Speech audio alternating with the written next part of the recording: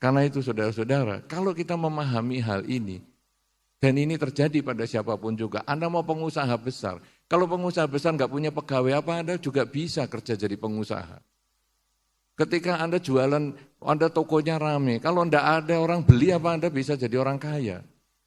Ada satu pengusaha yang luar biasa sekali yang saya pernah kenal, yaitu pengusaha roti. Saya kenal dan dia membuat kamarnya para karyawan dan karyawatinya itu sama seperti kamarnya yang punya.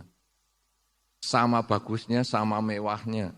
Cuman bedanya kalau yang punya itu satu kamar cuman suami istri, kalau itu satu hall isinya beberapa pegawai dengan keranjang susun.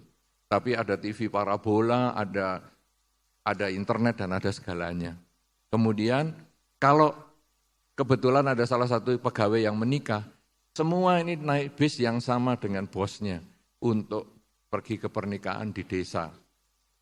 Saudara-saudara, saya tanya kepada bos itu, kenapa kamu menyediakan fasilitas seperti itu dan kenapa kamu kok sampai nganter para karyawan itu ke desa dengan naik bis yang sama, padahal kamu mobilnya mewah sekali. Dia mengatakan, saya ini pengusaha roti, jam 3 pagi adonan pertama sudah mulai dikerjakan. Saya masih tidur, mereka yang kerja. Mereka itulah yang membuat saya kaya seperti hari ini. Tanpa mereka, saya bukan apa-apa. Karena itu saya tidak punya hak untuk menindas mereka.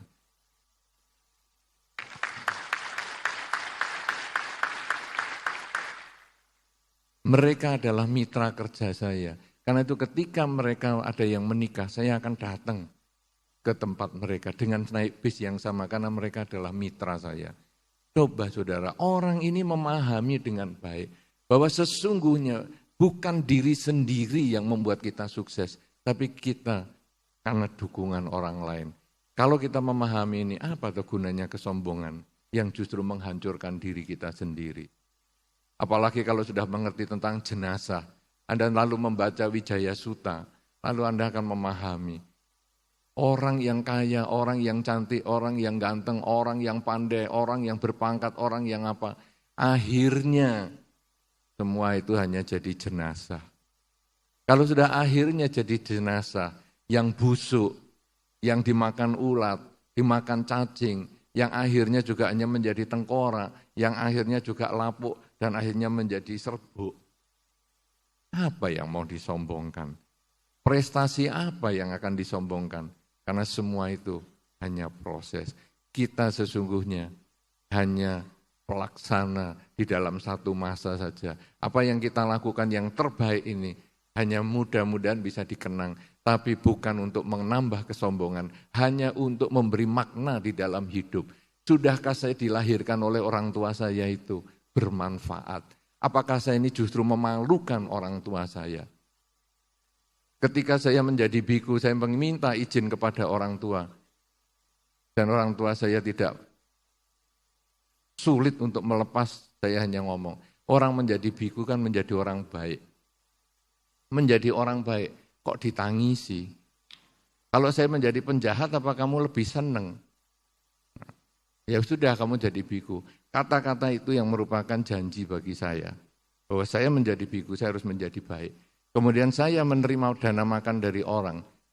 Berarti saya juga harus baik sama orang. Karena kalau saya bisa jalani dengan baik menjadi biku, maka orang yang berdana kepada saya akan merasakan manfaatnya.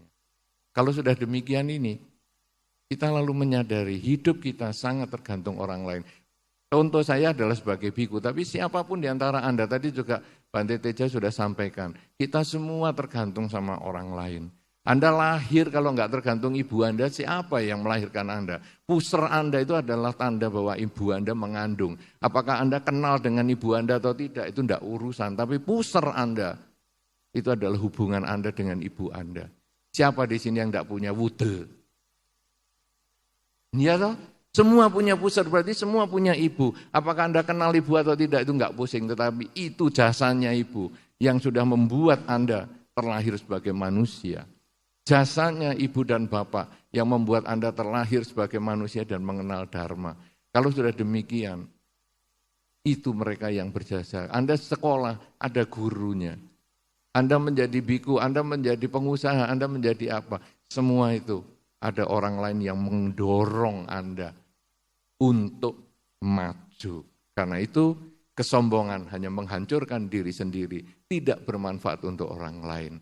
Berjuanglah terus, jadilah pelaku sejarah, tapi jangan pernah sombong, karena tidak ada manfaatnya dan itu tidak dibawa ke alam yang selanjutnya. Terima kasih.